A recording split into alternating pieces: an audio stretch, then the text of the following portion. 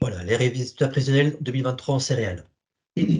Donc on commence par une présentation de l'assolement régional. Donc l'année 2022, la saison 2022 était atypique, du fait des conditions climatiques défavorables à l'automne 2021. Et donc on avait observé l'année dernière une baisse de la surface en culture d'automne. Et en fait, sur 2023, on a un retour à la normale au niveau régional de la surface en blé tendre, orge, voilà, mais également tournesol.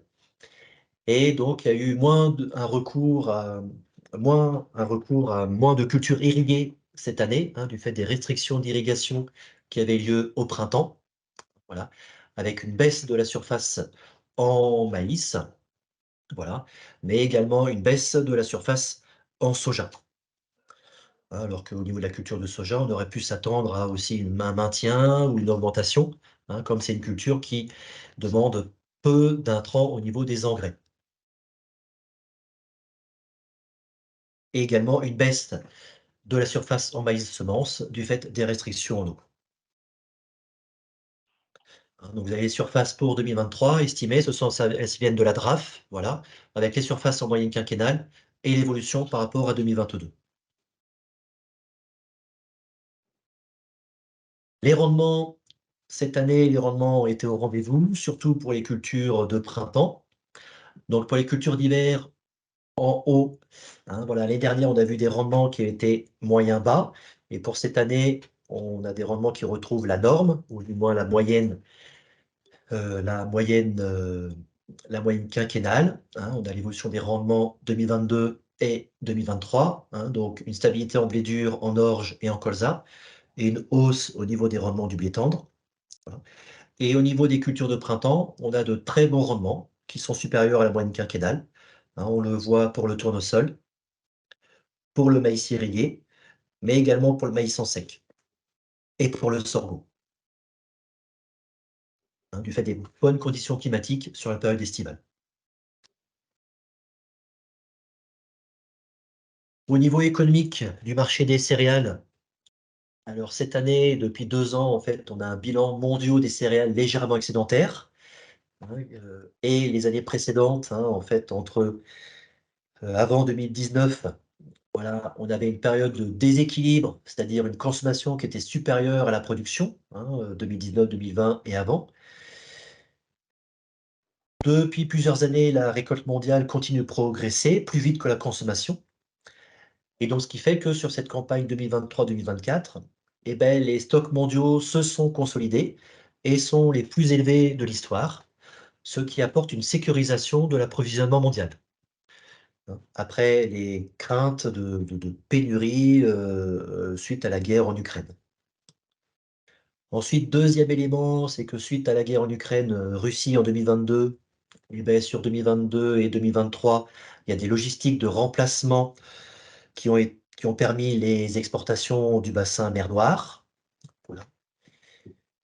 Et ensuite, sur 2023, il y a le phénomène El Niño qui s'est mis en place. Et donc là, c'est plus une interrogation, c'est quel sera l'impact sur les récoltes alors en cours, en Amérique du Sud et en Océanie, dans l'hémisphère sud.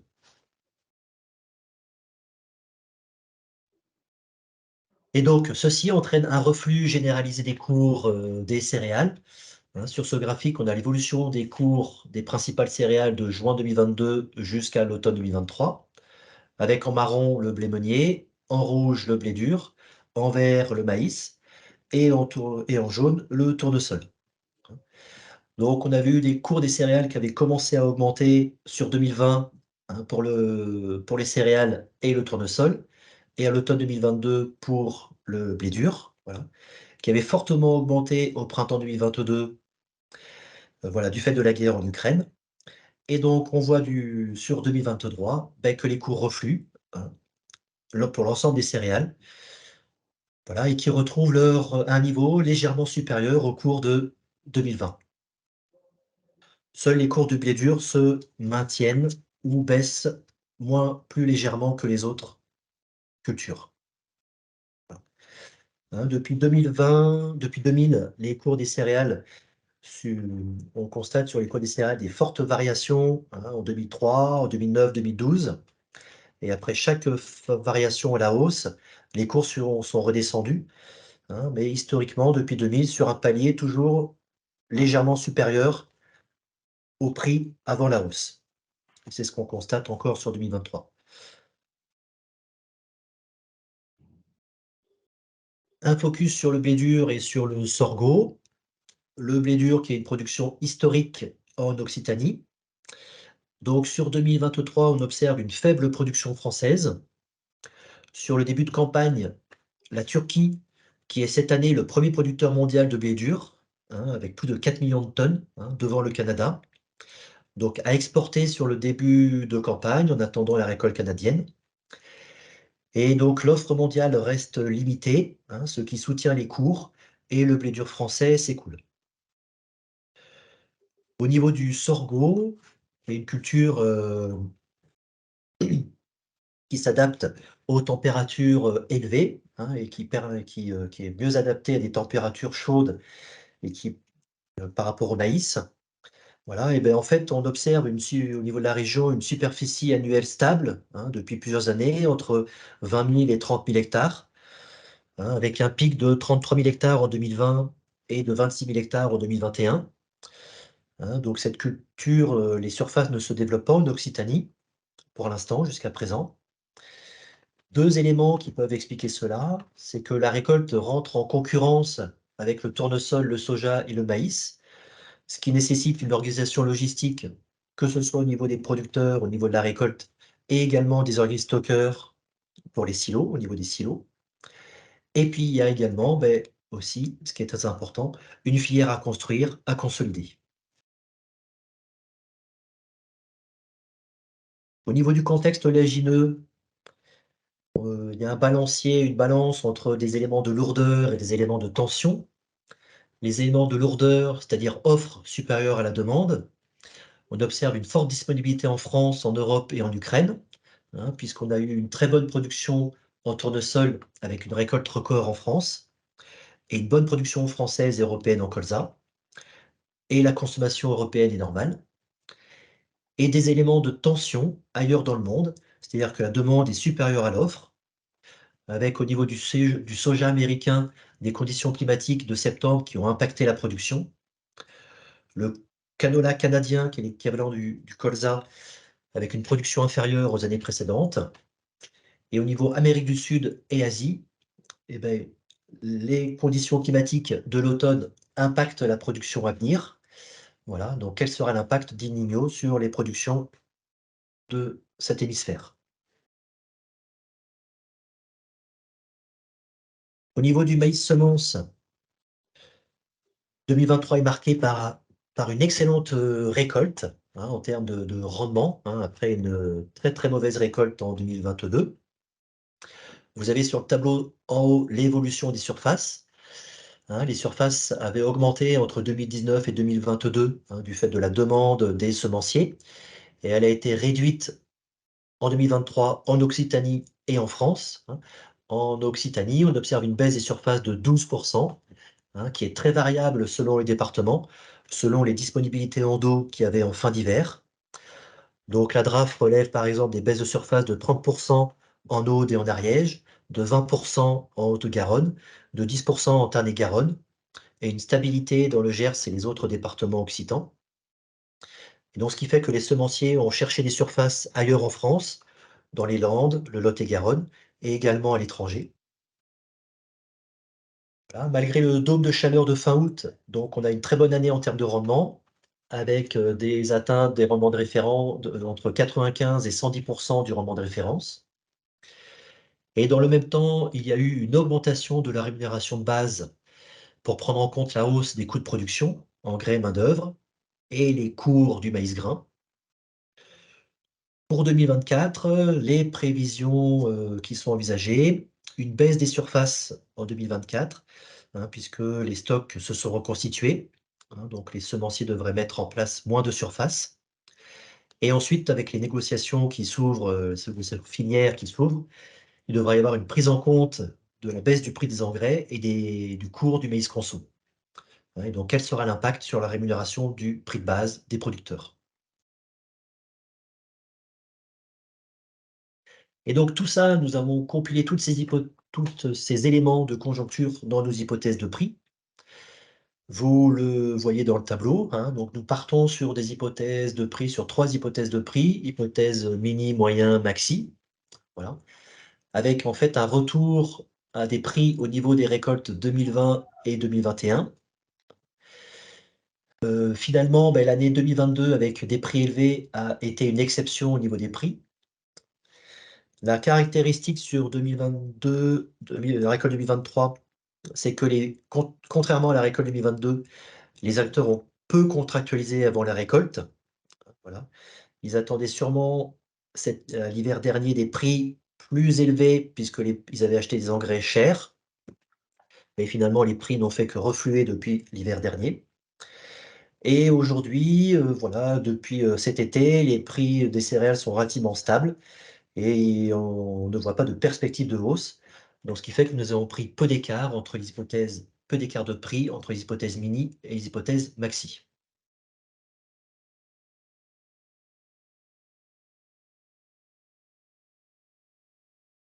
Au niveau des résultats prévisionnels, voilà, nous avons 3 groupes, céréaliers en sec, céréaliers irrigués et maïs semences. Et donc, pour le premier groupe céréalier en sec, voilà, l'exploitation moyenne est de 103 hectares pour 1,2 UTH, 1,2 UTH. Voilà, vous avez la répartition de l'assolement. Et donc, les hypothèses, on part sur des produits en moyenne en baisse de 5%, avec entre l'hypothèse mini, moins 8% et hypothèse maxi, des produits stables. Une hausse des intrants en moyenne, engrais semences phyto de plus 16% et des charges fixes de plus 5%. Et donc, ce qui donne une baisse de l'EBE avec des EBE prévisionnels au niveau des années 2013 à 2020, hein, compris entre 200 et 300 € par hectare, hein, c'est-à-dire entre 20 000 et 30 000 € pour une exploitation moyenne de 100 hectares.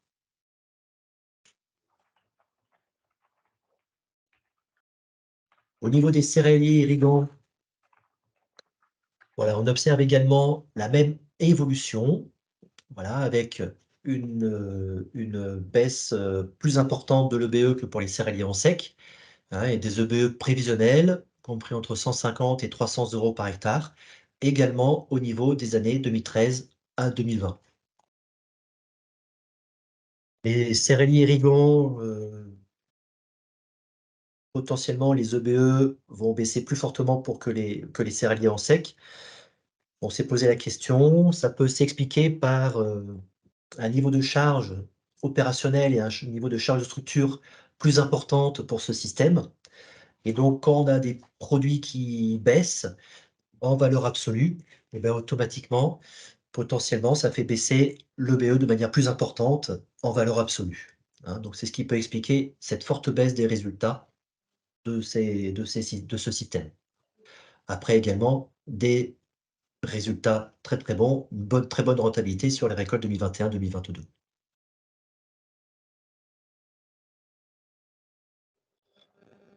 Au niveau du maïs semence,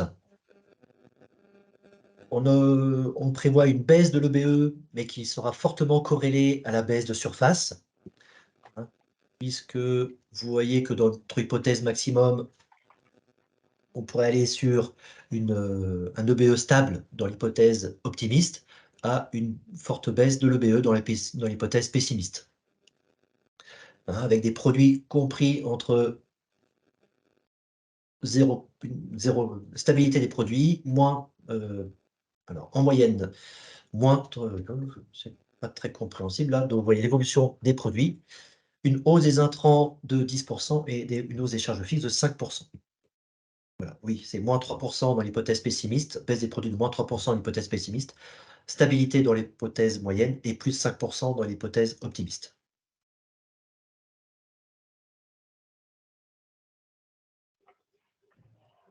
Nous arrivons à la fin de la partie. Est-ce que vous avez des questions? Alors j'ai des remarques, dans la conversation. Donc madame, je crois, ou monsieur Lacour, ces résultats cachent de très fortes disparités, notamment en soja, avec des attaques de pyrale du haricot et héliotis sur légumineuses et sorgho. Donc ça, je sais pas si, enfin, c'est un élément complémentaire. Voilà, tout à Et fait. et puis problème de qualité, blé dur et PS, je ne sais pas ce que ça veut dire, en particulier, qui pèsent fortement sur les prix. Oui, tout à fait, hein, les conditions climatiques de mai-juin, hein, ont eu un impact négatif sur la qualité des céréales, heu, au niveau du poids spécifique, voilà, PS. Pas spécifique, oui, d'accord. Et donc madame Juvenel, les résultats présentés sont des prévisions de rendement au 1er octobre, donc effectivement encore provisoire à ce moment-là, effectivement. Et puis une question de Sabine Calmette: «Prenez-vous en compte le même rendement pour évaluer l'EBE dans les exploitations céréalières irriguées ou non irriguées?» Oui, potentiellement, nous prenons des rendements relativement proches. Bon, après selon nous, même effectivement dans les exploitations céréalières irriguées, le potentiel est supérieur que dans les exploitations céréalières en sec. Donc, oui, nous prenons soit les mêmes rendements pour les cultures peu présentes dans les assolements et pour certaines cultures, les cultures plus importantes, ça dépend. Soit on prend des rendements identiques ou un peu légèrement supérieurs. Et après, ce qu'on peut préciser également, c'est que donc c'est un agrégat de simulation départementale et du coup, les rendements qui sont pris en compte euh, sont quand même, enfin, reflètent euh, les résultats des départements. Donc, c'est important aussi à préciser. Donc encore une question, de madame Lacour: «Avez-vous intégré les baisses des aides PAC?» Oui, oui, on l'a intégré. C'est pas indiqué sur les diapos, mais nous l'avons intégré. Alors après, nous l'avons intégré aussi avec les éléments, connus au mois de septembre, hein, et on n'avait pas encore les montants définitifs des écorégimes, hein, qui sont arrivés au mois de décembre, hein, et nous n'avons pas mis à jour nos simulations.